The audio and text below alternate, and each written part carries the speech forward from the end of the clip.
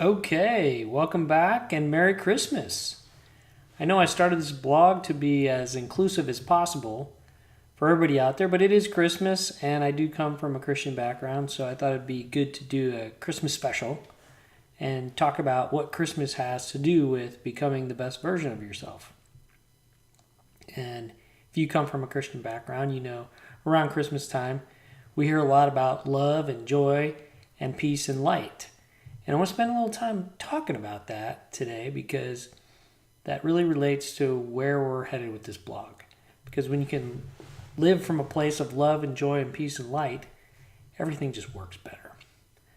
So what do Christians say, and what does the Bible say about love and joy and peace and light? Well, in terms of love, in 1 John 4, verse 8, it says, "The one who does not love does not know God, for God is love."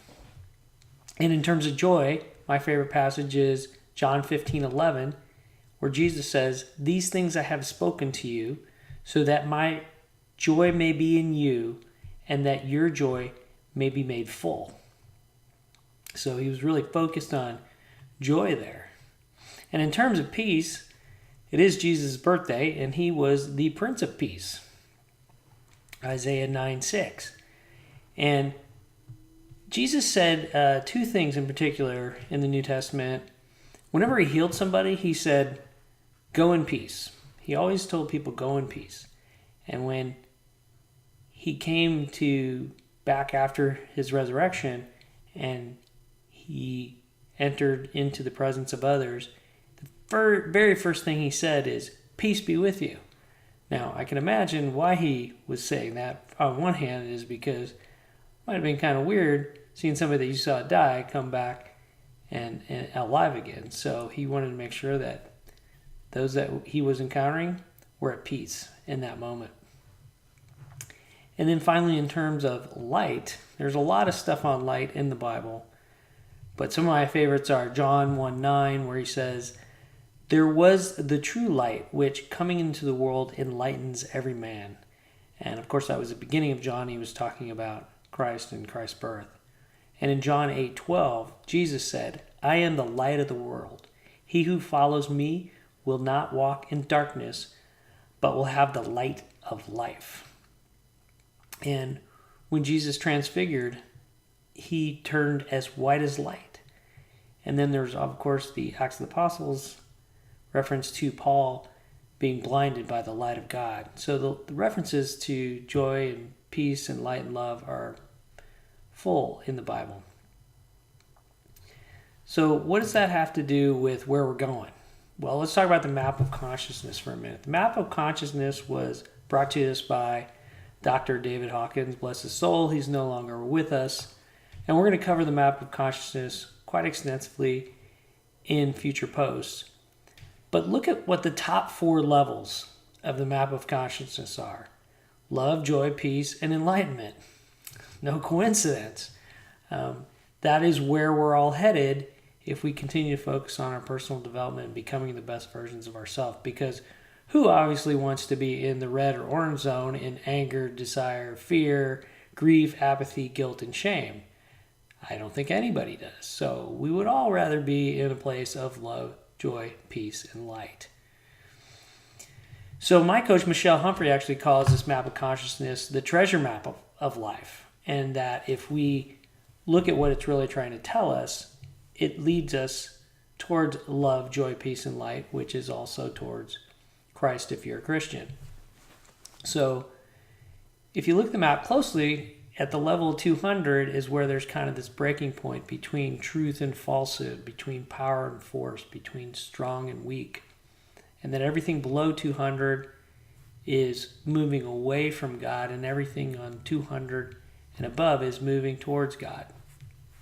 So the more that you can come up in your level of consciousness, the closer you can get to God is the idea. What did Dr. Hawkins have to say about some of this? Well, the first thing he said that I thought was interesting, and a quote from him, is about being. He said, "We change the world not by what we say or do, but as a consequence of what we have become." So he's talking, of course, about becoming higher and higher in level of consciousness to love, joy, peace, and light. About love, he said, love is misunderstood to be an emotion. Actually, it's a state of awareness, a way of being in the world, a way of seeing oneself and others. He also said, the more we give love, the greater our capacity to do so. In terms of joy, he said, it is said that most people spend their lives regretting the past and fearing the future. Therefore, they are unable to experience joy in the present. It's one of the other things we'll be talking about in a future post is about being present and being able to feel that joy in the present moment. And in terms of peace and enlightenment, this is a long quote, but he said, enlightenment is not something that occurs in the future. After 50 years of sitting cross-legged and saying, Om, it is right here, in this instant. The reason you're not experiencing this state of total peace and timelessness is because it is being resisted. It is being resisted because you are trying to control the moment. If you let go of trying to control your experience of the moment, and if you constantly surrender it like a tone of music, then you live on the crest of this exact alwaysness. Kind of deep. He goes on, experience arises like a note of music. The minute you hear a note, it's already passing away. The instant you've heard it, it's already dissolving. So every single moment is dissolving as it arises. Let go of anticipating the next moment, trying to control it, trying to hang on to the moment that has just passed. Let go climbing and clinging to what has just occurred. Let go trying to control what you think is about to occur. Then you live in an infinite space of non-time and non-event. There is an infinite peace beyond description, and you are home. I think what he's describing there is that path up the level of map of consciousness to love, joy, peace, and finally enlightenment. I think it's very profound. And we'll be talking about that a lot in future posts. And finally, how does this all relate back to what this blog is all about? I want to spend the last few minutes on talking about the quote that I started this blog off with, which is from Marianne Williamson from A Return to Love.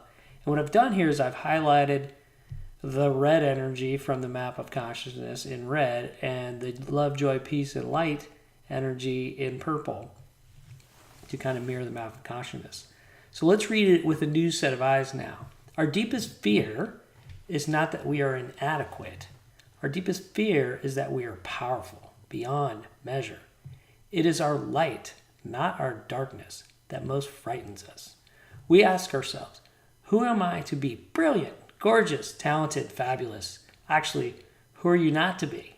You're a child of God. Your playing small does not serve the world.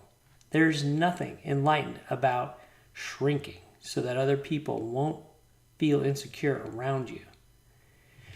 We are all meant to shine as children do. We were born to make manifest the glory of God that's within us. It's not just in some of us, it's in everyone. And as we let our own light shine, we unconsciously give other people permission to do the same. As we are liberated from our own fear, our presence automatically liberates others. Love that. So now you got a new lens to look at this quote with the map of consciousness. And we'll be digging into this more and more as we move forward. And I want to leave you with a couple of actions this week on Christmas Day here. So it's almost New Year's. You should be working on your vision and you should be working on your goals. So if you still got work to do there, keep it going. The New Year's not here yet. And start writing down your goals for 2018. You got a little more time left to do that as well. And finally, invite some others, because I know this is good stuff. Some of you let me know that you're really enjoying it. So invite others to share this material with. We're going to get the new year started with a bang. I'm coming back next week, and we're going to take the goal setting work that we did last week to a whole nother level. So we're going to talk about goal setting and achievement mastery. So I look forward to talking to you then, and certainly enjoy your Christmas day. And I hope you enjoyed the added benefit of a little video from me this week as opposed to just a slide deck. Maybe we'll be doing some more of that going forward. Have a great holiday, and we'll see you in the new year.